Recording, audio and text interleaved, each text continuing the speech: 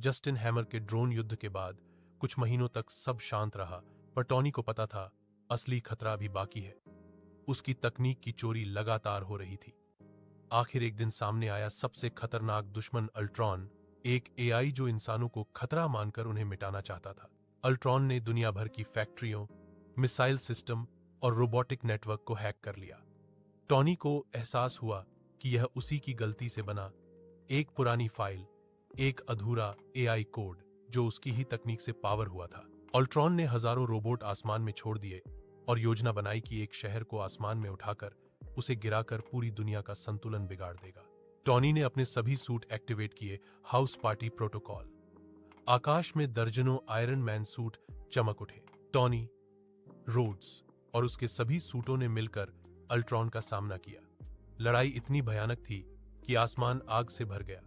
Tony ने अपनी जान जोखिम में डालकर अल्ट्रॉन के मुख्य कोर तक पहुंच बनाई और एक विशाल ऊर्जा ब्लास्ट से उसे पूरी तरह नष्ट कर दिया। शहर बच गया, दुनिया बच गई। टॉनी थके हुए मुस्कुराते हुए बोला, लोहे का सूट मुझे हीरो नहीं बनाता, मेरे फैसले बनाते हैं। और इसी के साथ आयरन मैन की यह गाथा पूरी हुई, एक हीरो जो तकनीक से नहीं दिल से महान है। जस्टिन हैमर के ड्रोन युद्ध के बाद कुछ महीनों तक सब शांत रहा, पर टॉनी को पता था असली खतरा अभी बाकी है।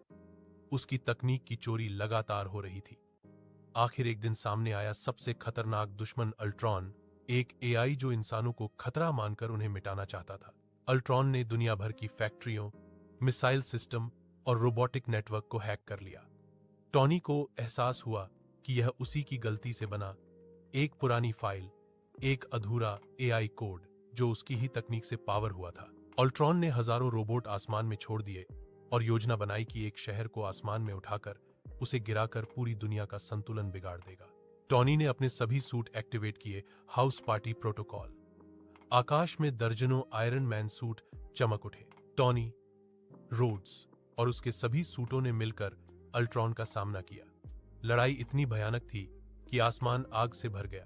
टॉनी ने अपनी जान जोखिम में डालकर अल्ट्रॉन के मुख्य कोर तक पहुंच बनाई और एक विशाल ऊर्जा ब्लास्ट से उसे पूरी तरह नष्ट कर दिया। शहर बच गया, दुनिया बच गई। टॉनी थके हुए मुस्कुराते हुए बोला, लोहे का सूट मुझे हीरो नहीं बनाता, मेरे फैसले बनाते हैं। और इसी के साथ आयरन मैन की यह गाथा पूरी हुई, एक हीरो जो तकनीक से नहीं दिल से महान है।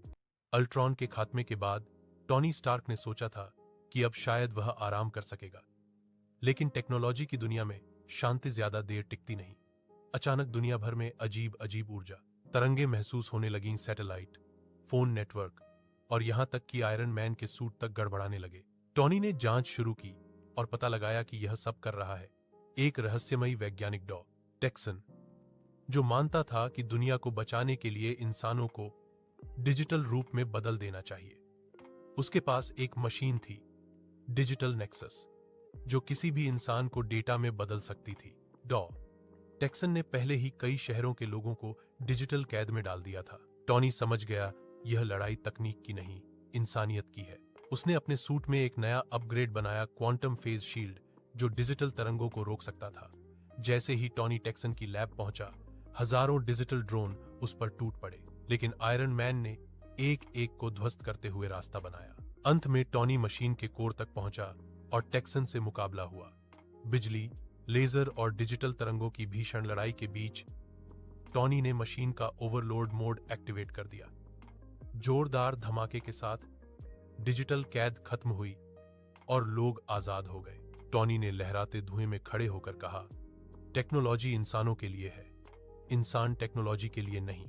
और आयरन मैन की नई गाथा फिर से दुनिया को बचाकर खत्म हुई, पर नई चुनौतियां अभी भी इंतजार में थीं।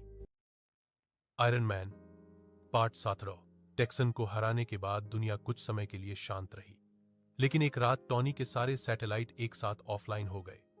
आसमान में एक रहस्यमयी लाल रोशनी चमकी, मानो किसी ने पृथ्वी को स्कैन किया हो। टॉनी ने तुरंत जांच की और जो सामने आया वह पहले कभी नहीं देखा गया था। एक एलियन योद्धा जिसका नाम था जार्गोन, जो दावा करता था कि वह ऊर्जा जगत का शासक है। जार्गोन की शक्ति इतनी थी कि वह किसी भी मशीन की ऊर्जा को खींचकर उसे बंद कर सकता था। सूट तक बेकार। टॉनी जानता था कि सीधी लड़ाई में वह नहीं जीत पाएगा, इसलिए उसने बनाया अपना अब तक का सबसे अनोखा suit EDS, suit energy deflection system. यह सूट किसी भी ऊर्जा को सोखकर उसे दुगनी ताकत के साथ वापस फेंक सकता था। जैसे ही ज़ारगोन पृथ्वी पर उतरा, उसकी एक गर्जना से विशाल इमारतें कांपने लगीं। उसने आयरन मैन के पुराने सूटों को हवा में ही पिघला दिया, लेकिन टॉनी इस बार तैयार था। दोनों की भिड़ंत आसमान में हुई ऊर्जा की लहरें, विस्फोट और चमत्कारिक चमक से पूरा शहर उजाला हो गया। ज़ारगोन ने अपना अंतिम हमला किया, एक विशाल ऊर्जा बम। टॉनी ने सूट की पूरी क्षमता चालू की, सारी ऊर्जा सोख ली और फिर एक ही पल में उसे वापस दाग दिया। ज़ारगोन धरती पर गिरा और राख में बदल गया। टॉनी ने थका हुआ कहा, कभी कभी सबसे बड़ी लड़ाई हमारे बाहर नहीं, हमारे अंदर होती है। दुनिया फिर सुरक्षित थी, लेकिन सितारों के पार एक और खतरा जाग चुका था। ज़ारगोन की हार के बाद टॉनी ने सोचा था कि अब शायद खतरे खत्म हो गए, लेकिन उसी रात आसमान में एक काली दरार खुली, मानो किसी ने अंतरिक्ष को फाड़ डाला हो। उस दरार से निकली आवाज ने टॉनी के दिल तक कंपा दिया। आयरन मैन, तुमने हमारे योद्धा को मारा है, अब तुम्हें इसकी कीमत चुकानी होगी। यह था ओमेगा किंग, मल्टीवर्स का सबसे शक्तिशाली शासक, जिसके पास समय और वास्तविकता को मोड़ने की क्षमता थी। उसने धरती पर हमला नहीं किया, बल्कि टॉनी स्टार्क के अतीत पर हमला कर दिया। एक पल में टॉनी को दिखा उसका बचपन बदल रहा है, उसके आविष्कार मिट रहे हैं, उसकी यादें धुंधली हो रही हैं। अगर ओमेगा किंग ने उसका अतीत मिटा दिया, तो भविष्य में आयरन मैन कभी बनेगा ही नहीं। टॉनी तुरंत एक खास सूट एक्टिवेट करता है, TEX suit, time expansion armour. यह सूट उसे समय की दरारों में प्रवेश करने देता था। टॉनी समय की गुफाओं में कूद पड़ा, जहां अजीब दुनिया, टूटे हुए टाइमलाइन और खतरे उसका इंतजार कर रहे थे। उसने अपनी पुरानी यादों की रक्षा की, जिस क्षण उसने पहला रोबोट बनाया, पहली बार उड़ने की कोशिश की। यहां तक कि वह पल भी जब उसने कैद में अपना पहला आयरन मैन सूट बनाया था। फाइनल मुकाबला हुआ टाइम कोर के भीतर, जहां समय का कोई नियम नहीं था। ओमेगा किंग ने कहा, मैं तुम्हें मिटा सकता हूं। टॉनी हंसा, लेकिन मैं खुद को फिर से बना सकता हूं। टॉनी ने TX सूट को ओवरलोड किया, जिससे टाइम कोर रीसेट हुआ। ओमेगा किंग टाइम स्टॉर्म में फंसकर हमेशा के लिए गायब हो गया।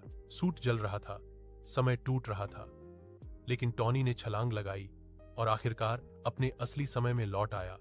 सब कुछ ठीक हो चुका था, दुनिया फिर सुरक्षित थी, लेकिन अंतिम पल में दरार से एक और संदेश। ओमेगा किंग के मिटते ही टॉनी को लगा कि अब शायद समय सुरक्षित है, लेकिन तभी आसमान लाल, नीली और सुनहरी ऊर्जा से भर गया। मल्टीवर्स के रास्ते खुद खुलने लगे। हर पोर्टल से एक एक छाया निकल रही थी। टॉनी ने सूट स्कैन चलाया और नतीजा देखकर उसकी सांस रुक गई। ये मेरे जैसे लोग हैं। वह थे आयरन वॉरियर्स, टॉनी स्टार्क के अलग अलग ब्रह्मांडों के संस्करण। एक जादुई सूट वाला आयरन मेज, एक विशालकाय रोबोट वाला आयरन टाइटन, एक स्टेल्थ दुनिया का आयरन फैंटम, और सबसे खतरनाक डार्क स्टार्क, एक ऐसा टॉनी जो काली ऊर्जा का राजा बन चुका था। डार्क स्टार्क ने कहा, तुम्हारी जीत से मल्टीवर्स अस्थिर हो गया है। बिना शासक के दुनिया बिखर जाएगी। अब हम लड़ेंगे और सबसे शक्तिशाली स्टार्क ही मल्टीवर्स का सम्राट बनेगा। टॉनी समझ गया कि यह सिर्फ लड़ाई नहीं, यह टॉनी स्टार्कों का युद्ध है। उसने अपना नया सूट पहन लिया, omega armour MK8Y infinite reactor suit, जो मल्टीवर्स की ऊर्जा को संभाल सकता था। पहला मुकाबला आयरन टाइटन से हुआ। उसकी एक मुट्ठी में इमारतें टूट जाती। टॉनी ने ओमेगा आर्मर के ग्रेविटी बर्स्ट से उसे जमीन में धंसा दिया। फिर आयरन फैंटम आया, अदृश्य होकर हमला करता हुआ। टॉनी ने मल्टीवर्स स्कैनर एक्टिवेट किया और एक ही झटके में उसे पकड़ लिया। आखिर में सामने आया डार्क स्टार्क, काली आग में लिपटा हुआ। उसने कहा, हम दोनों में से सिर्फ एक बचेगा। ऊर्जा की लहरों, बिजली और धमाकों से पूरा आसमान फटने लगा। लड़ाई जारी थी और मल्टीवर्स दांव पर। युद्ध अभी खत्म नहीं हुआ था।